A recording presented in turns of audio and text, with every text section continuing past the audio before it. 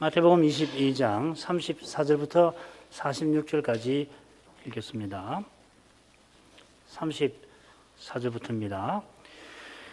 예수께서 사두개인들로 대답할 수 없게 하셨다 함을 바리새인들이 듣고 모였는데 그 중에 한 율법사가 예수를 시험하여 묻되 선생님이여 율법 중에 어느 계명이 크니이까?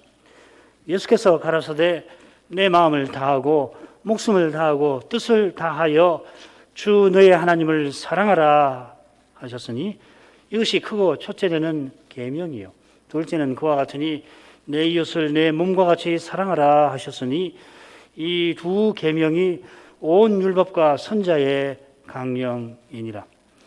바리새인들이 모였을 때에 예수께서 그들에게 물으시되 너희는 그리스도에 대하여 어떻게 생각하느냐? 네 자손이냐? 대답하되 다윗의 자손이니이다. 가라사대 그러면 다윗이 성신에 감동하여 어찌 그리스도를 주라 칭하여 말하되 주께서 내 주께 이르시되 내가 네 원수를 네 발 아래 둘 때까지 내 우편에 앉았으라 하셨도다 하였느냐? 다윗이 그리스도를 주라 칭하였은즉 어찌 그의 자손이 되겠느냐 하시니 한 말도 능히 대답하는 자가 없고 그날부터 감히 그에게 묻는 자도 없더라.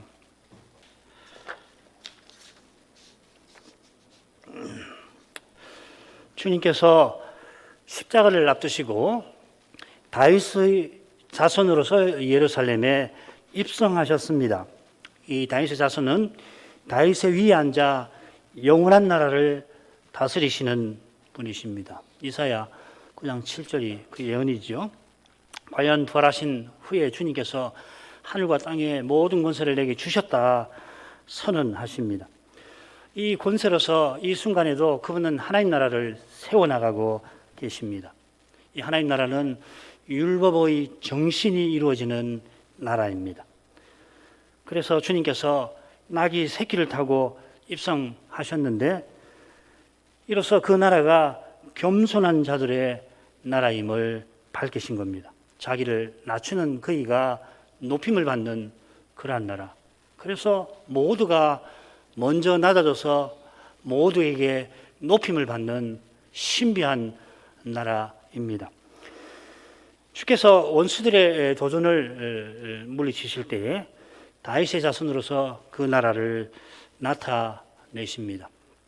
세 번째 시험은 특별히 율법의 강령에 관한 것입니다. 다른 도전들도 다 율법과 관련됐다 말씀을 드렸죠. 이 강령을 깨닫고 받드는 거기서 하나님 나라가 나타나는 것입니다. 이 거룩한 율법을 들어서 한 바리새인이 율법사가 주님을 시험합니다. 오늘 그 사건을 살피십시다. 34절부터 36절까지 읽습니다. 예수께서 사두개인들로 대답할 수 없게 하셨다함을 바리새인들이 듣고 모였는데 그 중에 한 율법사가 예수를 시험하여 묻되 선생님이여 율법 중에 어느 계명이 크니이까?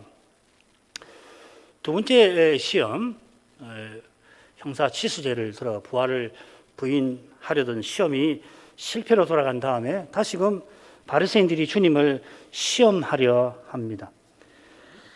바리새인들이 이 사두개인의 일을 들었습니다. 주님께서 성령과 하나님의 능력을 드러내어서 이 사두개인들의 입을 막으셨죠. 주님께서 그들에게 뭘 묻고 대답하라 하신 일이 없었으니까 여기 이 대답할 수 없게 할 때 이 대답보다는 대꾸라고 새기는 것이 나을 뻔했습니다. 사두개인들이 있지도 않은 일을 들어대며 주님의 대답을 노렸던 것입니다. 노리던 대답은 듣지 못하고 오히려 그들이 부정하던 부활에 대한 신비한 교훈을 듣고는 그들이 말문이 막혔습니다. 자, 이러한 일을 바리새인들이 들었습니다. 지금 이들은 성전 경내에 있습니다. 성전 경내에 공회가 모이는 넓은 방이 있죠. 아마 거기 공회원이던 이 바리새인들이 거기 있으면서 이날 성전에서 일어나는 일을 보고 받았을 겁니다. 사두개인에 관한 일을 듣고는 그들이 모였습니다. 사두개인들도 아마 이 공회에서 보냈을 것 같아요.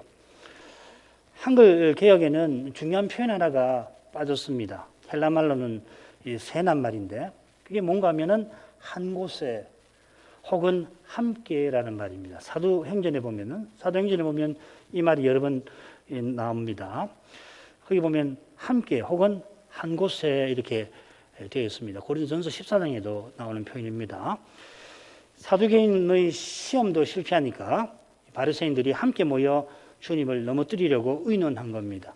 짐작해 보면은 이 공회에 의해서 시험을 하는 문제에서는 바리새인들이 주도했던 것이 분명합니다. 그 결과 그 중에 한 율법사가 주님을 시험하게 됩니다. 마가복음에는 서기관이라고 되어 있어요. 서기관이나 율법사나 결국 같은 말입니다. 흥미로운 것은 뭐냐면 이 마태복음에 율법사가 딱 한 번 나오는데 여기 율법사라고 서기관이라고 하지 않고 의도적으로 마태가 여기서는 율법사라고 해요. 조금 이따가 23장에 계속 서기관이 나올 테고 서기관이 굉장히 많습니다. 희한하게 여기서 율법사라고 씁니다. 왜 그랬을까? 그걸 한번 생각을 하면서 들으십시오.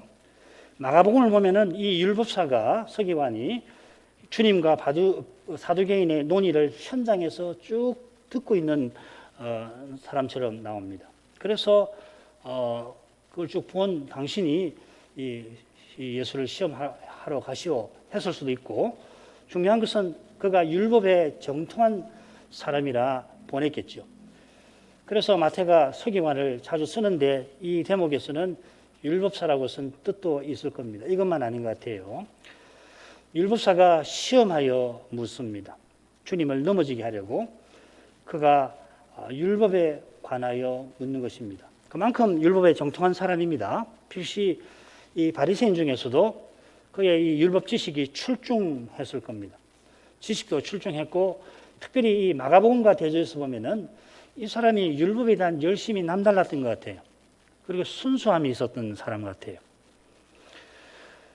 그의 마가복음 보면은 이 사람은 율법을 참으로 사랑했던 사람이 아닐까 그렇게 볼 수 있습니다. 이건 조금 후에 또 설명을 드립니다. 그러나 지금은 주님을 시험하려고 그가 묻습니다. 그의 물음은 율법 중에 어느 계명이 가장 큽니까? 지금 크니까 했는데 가장 큽니까 하는 말이죠. 율법사는 주님의 대답에서 허점을 노리는 겁니다. 허점이 나오게 되면은 지금 주님 가까이에 있는 사람들 앞에서 주님을 부끄럽게 만들 참입니다. 그렇게 하면은 바리새인들은 그들이 바라는 대로 주님을 현장 체포해서 원하는 대로 주님을 죽이려 할 것입니다. 주님께서 율법을 내려주신 분이니까 율법사의 물음, 율법의 강령 중에 계명 중에 뭐가 큽니까? 하는 물음에 주저치 않고 대답을 하십니다. 예수께서 가라사대 내 마음을 다하고 목숨을 다하고 뜻을 다하여 주 너희 하나님을 사랑하라 하셨으니 이것이 크고 첫째 되는 계명이요 둘째는 그와 같으니 내 이웃을 내 몸과 같이 사랑하라 하셨으니 이 두 계명이 온 율법과 선자의 강령이니라.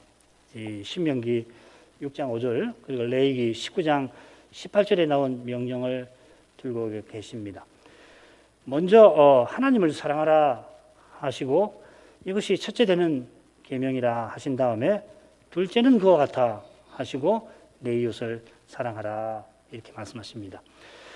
이 37절 39절 끝에 보면 이렇게 사랑하라 하셨으니 이렇게 되어 있는데 이건 한글 개역 번역자들이 새겨 넣은 것입니다. 주님이 인용하셨다.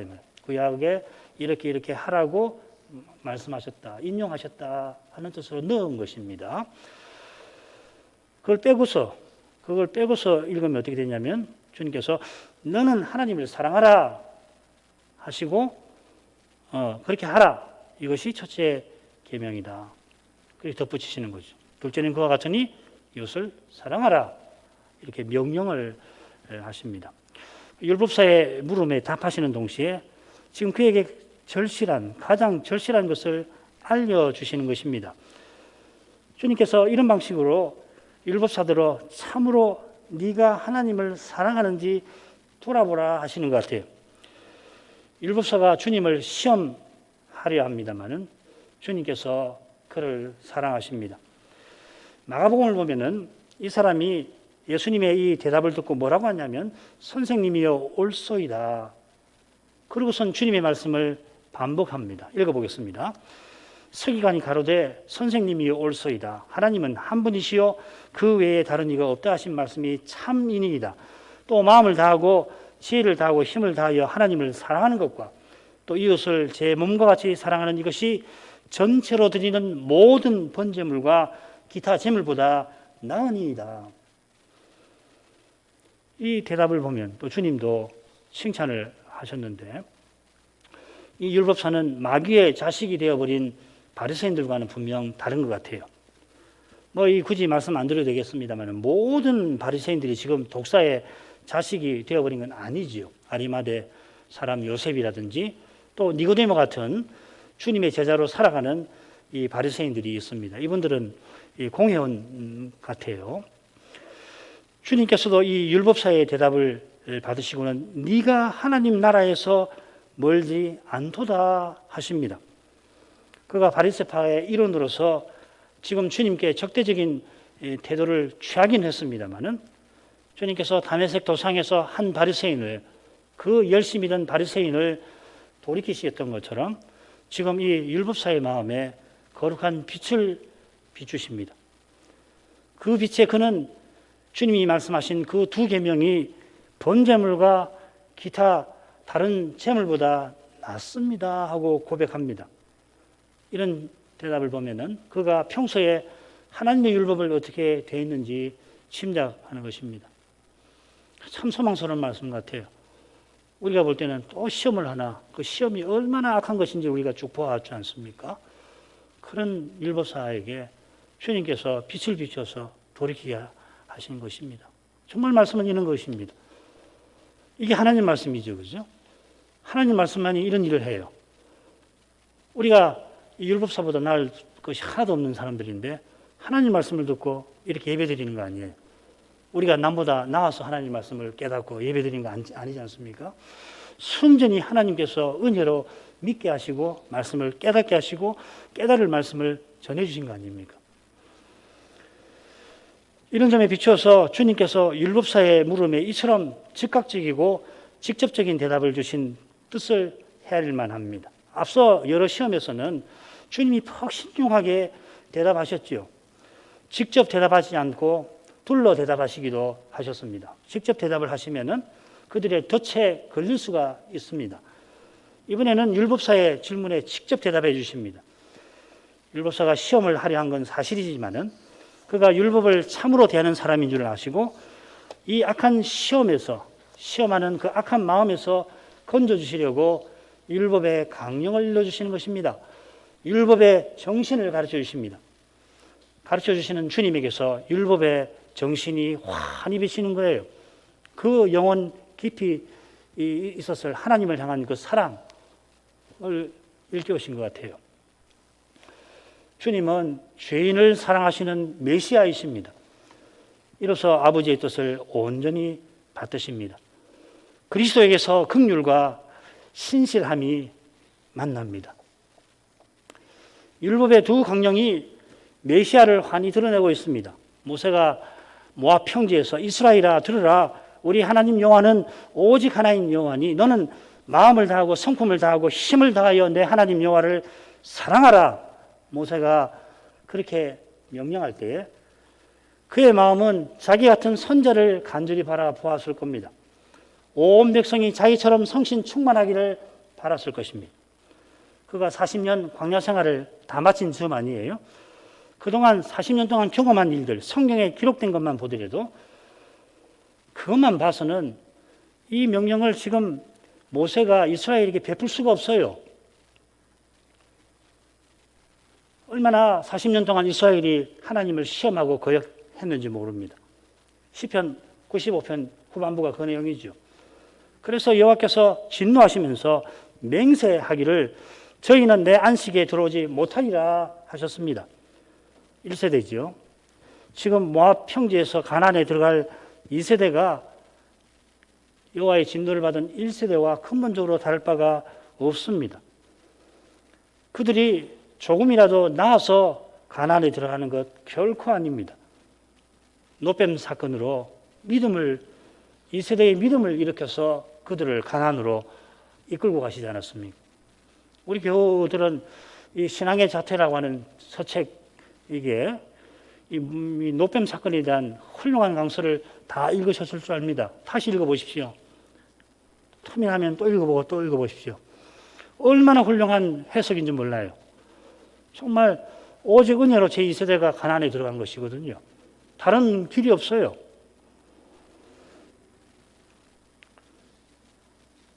그처럼 제2세대가 가나안 들어가서 거룩한 사명을 이룰 길이 율법의 정신을 받드는 데 있는데 그 길은 오실 메시아를 바라고 믿는 것밖에 없습니다. 마음을 다하고 목숨을 다하고 뜻을 다하여 하나님을 사랑하는 길은 오직 그리스도 안에만 있습니다. 그리스도의 부활 생명을 얻고 그 생명을 살아내는 것밖에 없습니다. 그 생명 받는 것도 은혜고 살아내는 것도 은혜입니다. 우리가 지금껏 살면서 얼마나 그리스도를 드러냈나 우리가 잠잠히 살펴본다면은 주님의 이 명령에 얼마나 미치지 못하는가 모를 수가 없습니다. 이 명령을 그러나 제대로 참으로 하나님을 사랑해야 되겠다 생각하는 사람은 즉각 그리스도의 공로를 의지하고 말 것입니다. 혹시라도 그리스도를 드러낸 일이 있나 주님을 사랑한 일이 있다면 은혜에 감사하게 될 것입니다. 그 사랑이 내게서 나온 거 아니다 하는 걸 알게 되는 거죠. 이 감사하는 마음은 필연적으로 다시 오실 그리스도를 향하게 될 것입니다. 참된 감사가 참된 회개와 더불어 주께로 나아가는 것이니 당연한 것입니다. 그러니까 다시 오시는 주님을 바라는 마음이 없다면 참된 감사와 참된 회개라고 말하기 힘들 겁니다. 회개하며 우리는 주께 돌이키고 감사하며 주께로 나아가는 사람들입니다. 바로 거기에 그리스도를 의지하고 바라고 사랑하는 것이 있습니다. 바로 이것이 하나님을 전심으로 사랑하는 것으로 이어지는 것입니다. 우리가 그리스도 안에서만 하나님을 참으로 사랑하는 것입니다. 하나님을 사랑하는 것이 첫째 계명이요.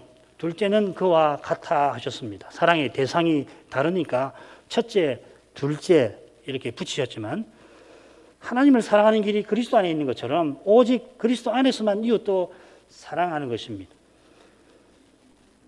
주님의 십자가에서 첫째 계명과 둘째 계명이 같다라고 하는 것이 드러나죠. 주님은 할 수만 있다면 십자가를 지지 않으려 하셨지만은 주님 아버지를 사랑하셔서 그런 거 아니에요. 그러나 아버지의 뜻대로 거기 기꺼이 달리셨습니다. 인생 사랑하시는 아버지의 뜻을 받들어서 우리를 사랑하셔서 달리셨습니다. 아버지의 사랑에서 잠시도 끊어지기를 원치 아니할 만큼 아버지를 사랑하셨지만은 그러나 하나님을 향한 그 사랑에 온전히 이끌리셨습니다. 그런 사랑이 십자가에서 악한 이웃을 위하여, 악한 우리를 위하여 목숨 버리는 일로 나타난 것입니다. 우리 인생은 너무도 연약한 탓에 하나님 사랑하는 일과 이웃을 사랑하는 일에 갈등을 겪게 됩니다. 그런 갈등들이 있으셨을 건데 그 이유를 잘 살펴보시면은 왜 이런 문제가 생기나 우리가 주님처럼 하나님과 이웃을 온전히 사랑하지 못하는 데 있다는 걸 알게 될 것입니다. 그런 참된 사랑을 하게 되면은 이 갈등을 우리가 벗어날 길을 찾게 되는 것입니다. 주님의 온전한 사랑이 십자가를 이루셨습니다. 십자가에 달리실 때까지 주님은 온갖 오해와 버림과 미움과 멸시를 겪으셨지만은 거룩한 사랑으로 다 이기셨습니다. 주님 안에서 우리가 심지어 원수도 사랑하게 되었습니다. 이런 사랑은 주님처럼 하나님을 사랑하는 데서만 나오는 것입니다. 하나님을 사랑하는 마음이 율법과 계명을 온전히 받듭니다. 바리새인의 심각한 문제가 하나님을 사랑하는 마음이 없는 데서 생긴 거죠. 하나님을 사랑하지 아니하는 그것이 그들의 심각한 문제입니다. 그들이 율법의 정신을 놓친 탓에 율법의 형식만을 붙듭니다. 형식을 붙들수록 그들의 마음은 교만하고 모질어집니다. 자기가 누구보다 율법을 철저히 지킨다고 생각하는 만큼 자기처럼 하지 아니하는 자기처럼 하지 아니하는 사람을 멸시하고 정죄합니다. 율법에서 자기 죄가 안 보이니 남의 죄만 보입니다. 자기가 죄를 없이 하려니까 가혹하죠. 날마다 주의 자비를 맛보는 사람이 남의 죄를 제대로 보고서 그를 위하여 기도하는 것입니다. 이런 사람이 율법과 선지자에서 구약에서 그리스도를 봅니다. 신약에서도 그래야 되잖아요. 신약은 온통 그리스도가 그냥 명시적으로 나오지 않습니까? 그런데 놀랍게도 신약에서도 그리스도를 보지 못하는 경우가 얼마든지 생기는 겁니다. 그리스도를 봐야 그리스도의 심정을 품습니다. 그리스도를 본다는 게 주의 영광을 보는 거 아닙니까? 그래서 주님의 사랑을 드러냅니다. 이 사랑이 율법이라고 하는 그릇을 채웁니다. 그게 사랑은 율법의 완성이니라 하는 말씀의 뜻이에요. 율법이라고 하는 것을 그릇으로 상정을 해보면 이 그릇은 무엇으로 채워지냐면은 사랑으로만 채워지는 거예요. 사랑이 없으면 아무리 율법을 행해도 채우는 게 아니고 그 그릇을 더 더럽히는 거 아니에요. 그게 바리새인들 아니겠습니까? 자, 이 정도가 그 다음으로 넘어가죠. 주님께서 마침내 바리새인들을 시험하십니다. 41, 42절 바리새인들이 모였을 때에 예수께서 그들에게 물으시되 너희는 그리스도에 대하여 어떻게 생각하느냐? 네 자손이냐? 대답하되 다윗의 자손이니라. 바리새인들이 모였을 때에 하고서 마태는 앞선 사건에 바로 붙여서 이 사건을 시작합니다. 마가는 주님께서 율법사에게 하나님 나라에서 네가 멀지 않다 말씀을 하시자 그 위에 감히 묻는 자가 없더라 하고 종교를 지어요. 공회가 더는 주님을 시험하지 못하게 되었다 하는 거죠. 반면에 마태는 그 내용을 어디다가 쓰느냐면 다윗의 교훈 자손에 관한 교훈 후에다가 46절에다가 끝에 쓰지요. 그러니까 주님께서 시험하는 이들에게 시험하시는 그 모습을 강조하면서 전체 단락을 시험하는 이 단락을 마무리하는 겁니다. 주님께서는 계속 성전에서 가르치고 계셨습니다. 얼마나 많이 가르치셨는지 23장부터 25장만 봐도 우리가 짐작할 수 있는데 앞서도 많이 가르치신 거죠. 21장 10몇 줄이던가요? 15절부터인가 18절부터 계속 화요일 사건이죠. 아마도 마가와 누가가 기록한 것처럼 이들은 더는 주님을 시험할 방책이 없게 되었습니다. 그런데도 악한 마음에 이끌려서 주님을 감시하려 한 것입니다. 감시하는 그들을 향해서 주님은 중대한 질문을 던지십니다. 너희가 그리스도에 대하여 어떻게 생각하느냐? 지금도 주님은 이 질문을 모든 사람에게 던지십니다. 이 세상이 오늘 또 이렇게 지나가는 이유가 바로 이 질문에 있습니다. 주님이 질문을 던지고 계시니까 그래서 이 세상이 이렇게 전개되는 겁니다. 장차는 주님이 이 질문을 그치실 것입니다. 그치시는 그때에 사람들의 대답을 심판하실 겁니다. 지금 우리의 말과 행위와 생각이 다 이 물음에 대한 대답인 것입니다. 의식하든 하지 않든 대답이에요. 우리가 생각하는 거, 말하는 거, 행동하는 거, 이 질문에 대한 답으로 하는 것입니다. 그처럼 바리새인이 누구보다 이 질문에 민감합니다만은 누구보다 그리스도를 대적합니다. 주님을 시험할 정도로 적대적입니다. 이제 주님께서 십자가를 앞두시고 그들을 시험하십니다. 그들의 입을 막고 친히 대답을 주려 하십니다. 그들이 주님을 시험하여 넘어지긴 했지만은 시험하시는 주님은 십자가로 곧장 나아가고 계십니다. 주께서는 네 자손이냐 물으십니다. 그들이 어떻게 대답할 줄 다 아시고 물으십니다. 그들의 대답을 이끌어내려고 물으십니다. 과연 주저없이 그들은 다윗의 자손이라 대답합니다. 그들이 어제 월요일에 아이들이 성전에서 예수님을 다윗의 자손이라 부른 것에 분노했습니다. 오늘 오전, 화요일 오전에는 예수님께서 무슨 권세로 성전에서 가르치시는지 따져 물었습니다. 비유를 통하여 하나님의 아들을 죽일 자가 그들이라는 것을 드러내시니까 그들이 분노하여 현장에서 예수님을 체포하고자 했습니다. 이런 분노가 그들의 마음에서 가시지 않았습니다. 오히려 더 증폭되었을 겁니다. 시험을 거듭했지만 실패했으니 분노가 속에서 타올랐습니다. 그런 마음에서 그들이 대답한 거겠죠. 아주 청명스럽게 대답한 걸 원문에서는 알 수 있습니다. 네 자손이냐 물으셨는데 그들은 다윗이요 이렇게 대답합니다. 그대로 하면 다윗의 이렇게 자손이라는 말도 안 붙여요. 다윗의 다윗이요 이렇게 대답을 한 겁니다. 우리가 뭐 그것도 모른단 말인가 하는 거죠. 주님이 성령을 들어 그들의 완고한 마음에 빛을 비추십니다. 43절부터 읽겠습니다. 가라사대 그러면 다윗이 성신에 감동하여 어찌 그리스도를 주라 칭하여 말하되 주께서 내 주께 이르시되 내가 내 원수를 내 발 아래 둘 때까지 내 우편에 앉으소라 하셨도다 하였느냐. 다윗이 그리스도를 주라 칭하였은즉 어찌 그의 자손이 되겠느냐 하시니. 마태는 이 가라사대라고 하는 걸 강조를 해요. 말씀하시는 주님께 초점을 두고 있습니다. 주님은 말씀하시는 분입니다. 백성이 바리새인들이 지금껏 백성에게 말하는 자죠. 이제 23장에서 바로 이 점을 주님께서 들어서 책망을 하시잖아요. 모세의 자리에 앉았다. 그러나 그들 역시 주님의 말씀을 들어야 합니다. 지금 그들이 주님의 말씀을 듣지 아니하려 하지만은 주님은 들으라 하십니다. 듣게 하십니다. 주께서 그 선지자이시니 그들이 그분의 말씀을 들어야 합니다. 그들이 존경해 마지 아니하는 그 모세가 너희가 저의 말을 들으라고 간곡히 부탁하였습니다. 더욱이 주님은 모세를 세우신 여호와이십니다.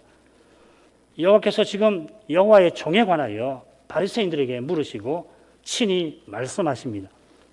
그분의 말씀을 듣는 이가 그분을 믿습니다. 그리스도이시며 하나님의 아들이시라고 고백합니다. 주님께서 다윗의 시를 드십니다.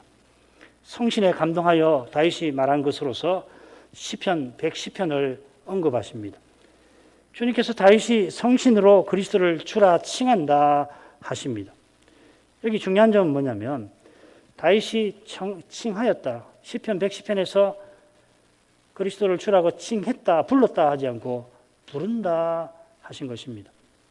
어떻게 읽으면은 주님이 말씀하시는 바로 그때에 하늘에서 다윗이 예수님을 메시아로 주님이라고 하나님이라고 부르는 것처럼 들릴 정도로 써놨습니다. 그러나 그보다는 다윗이 자기 자손을 주라고 불렀다라고 하는 이 점을 마태는 강조하여 써놓은 것입니다.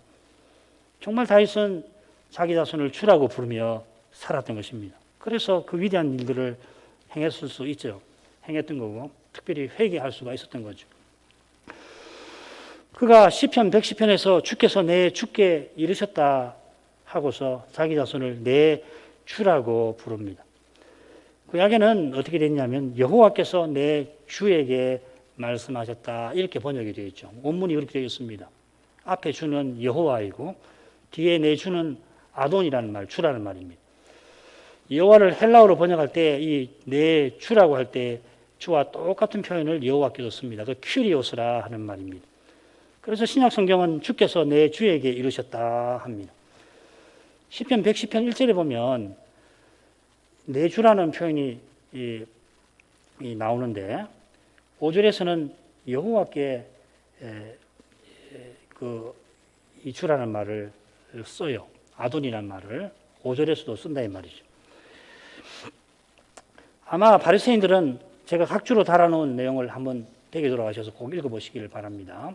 뭘 이야기를 하려고 하는지 좀 더 분명할 겁니다. 이거 설명하려면 복잡한데 지금 다윗이 자기 자손을 하나님으로 알고 주라고 불렀느냐 그 문제거든요. 그렇게 부른 겁니다. 아마 바리새인들은 시편 110편 1절에서 내 주를 하나님이 아니라 임금을 뜻한다고 보았을 수 있습니다.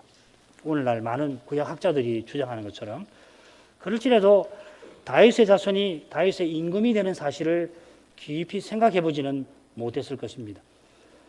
이사야가 다윗의 자손은 영원한 나라를 다스리는 분이라 이사야 9장 7절에서 전했는데 바로 앞에서 그분은 전능하신 하나님 영전하시는 아버지이시라고 전했습니다.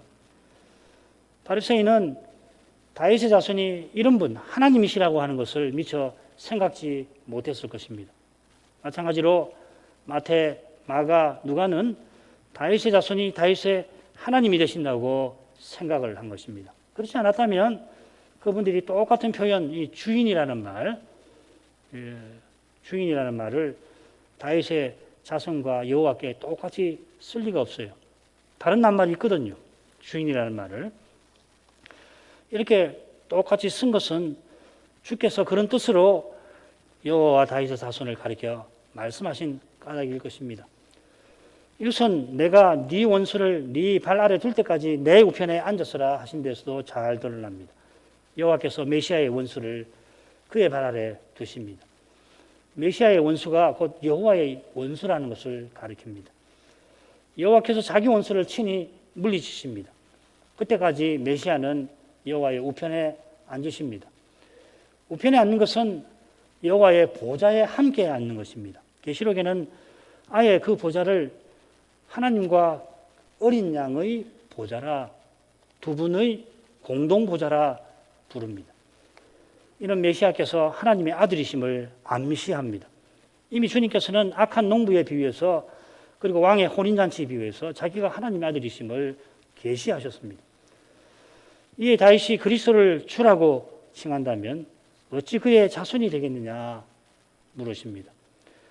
이 질문이 앞서 시편 110편 1절을 인용하시면서 주님이 물으신 바로 그것이죠. 다윗이 자기 후손이라는 말하고 아들이라는 말하고 똑같습니다. 그냥 아들인데 여기는 직계 아들이 아니니까 후손이라고 번역했죠. 원문으로는 아들입니다. 자기 아들을 여호와를 부르듯이 높이는데 어떻게 이런 일이 가능한지 너희 생각은 어떠냐 하시는 것입니다. 이런 일은 사람의 생각을 넘어서는 일이죠. 하나님이 사람 되신 일입니다. 아버지가 아들을 세상에 보내신 일입니다. 하나님이 사람 되시는 거 놀라운 일인데 사람 되신 하나님이 십자가로 가고 계십니다. 아들로서 모든 권세를 지니신 그분이 자기 종들에게, 악한 종들에게 무슨 권세로 이런 일을 하느냐, 누구에게 권세를 받았느냐, 그런 질문을 받으셨습니다. 악한 종들에게 여호와의 종께서 시험 받으셨습니다. 3일 후면 그분이 십자가에 달리실 것입니다. 악한 종들이 이방인의 손을 빌려 그를 죽일 것입니다. 서로 미워하던 이들이 십자가에서는 친구들이 되어 함께 여호와의 종을 죽입니다.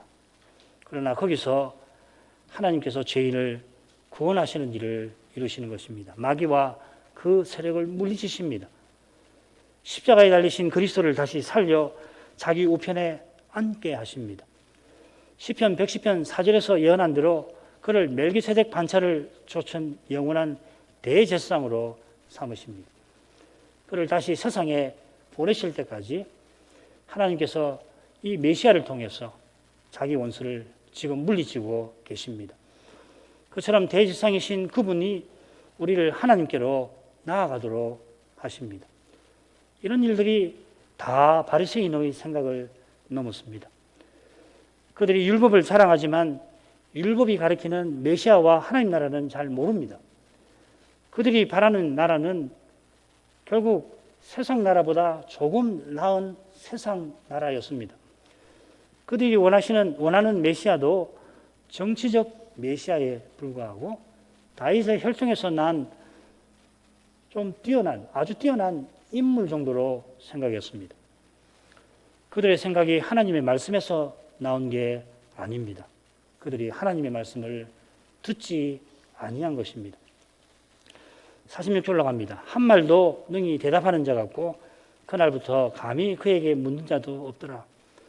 주님의 물음에 아무도 대답 못합니다. 감히 묻지도 못합니다. 주님의 말씀에서 거룩한 영광이 비친 것입니다. 그 거룩한 영광 앞에 바리새인은 연약한 육신에 불과합니다. 육신은 풀과 같고 그 영광은 풀의 꽃과 같아서 여호와의 기운에, 성신의 능력에, 말씀의 능력에 마르고 떨어집니다. 조금 전만 해도 이들은 사람의 힘과 꾀로 주님을 감히 넘어뜨리려 했습니다마는 이제 그 말씀 앞에서 그 무모한 생각을 잠시 접습니다. 포기하는 게 아니죠. 주님께서 십자가로 나아가시려고 그리하셨습니다. 그러나 이들은 곧 마귀의 악한 영향을 받아서 그야말로 악귀처럼 주님을 대적하고야 말 것입니다. 기도하겠습니다. 거룩하신 아버지, 주님께서 십자가로 가시는 길에 다윗의 자손으로서 하나님 나라를 원수들 앞에 드러내셨습니다. 그들이 율법의 근간을 이루는 그런 일들을 가지고서 예수님을 시험하여 넘어뜨리려고 했지만 주님께서 그 시험을 다 물리치시면서 십자가로 곧장 나아가셨습니다. 한 율법사가 큰 계명에 관하여 물었을 때에 그가 감히 주님을 시험하려 하긴 했지만 그의 안에 하나님 말씀을 참으로 추구하는 것이 있는 걸 보시고 그의 마음에 거룩한 빛을 비추어 주셨습니다. 율법의 강령을 일러주시면서 그의 마음이 그리스도를 향하게 하셨습니다. 마가가 기록한 대로 그가 주님의 말씀을 듣고는 지혜 있게 대답할 때에 주님께서는 그가 하나님 나라에서 멀지 않다고 일러주셨습니다. 마지막 시험을 이처럼 물리치신 후에 주님께서 바리새인들을 친히 시험하셨습니다. 그들이 하나님의 율법을 높이고 율법 행하는 자신을 자랑했지만 실은 하나님 말씀에 너무도 어두웠던 것을 드러내셨습니다. 주님의 거룩한 질문에 아무 대답을 드리지 못했습니다. 그들의 생각이 말씀을 깨달은 데서 나온 게 아니라 타락한 육신에서 나온 것이었습니다. 그렇기 때문에 그들이 사람 눈에는 예수님과 가장 비슷하게 보였지만은 실은 예수님 눈에는 그들이 누구보다 하나님 언약을 허무는 사람들이었습니다. 주께서 십자가로 가시려고 감히 시험하는 그들을 더는 감히 묻지 못하게 잠시 그렇게 만드셨습니다. 주께서 십자가로 가시는 길을 인생이 다 헤아릴 길이 없습니다. 말씀의 거룩한 빛 가운데에서만 그 길을 조금씩 헤아리게 될 뿐입니다. 다윗이 성신에 감동하여 자기 후손으로 오시는 메시아를 자기의 주님이라고 고백했던 것처럼 오직 성신께서만 그리스도의 십자가를 바르게 깨닫게 하십니다. 성신을 저희가 전심으로 의지합니다. 예수님 이름으로 기도합니다. 아멘.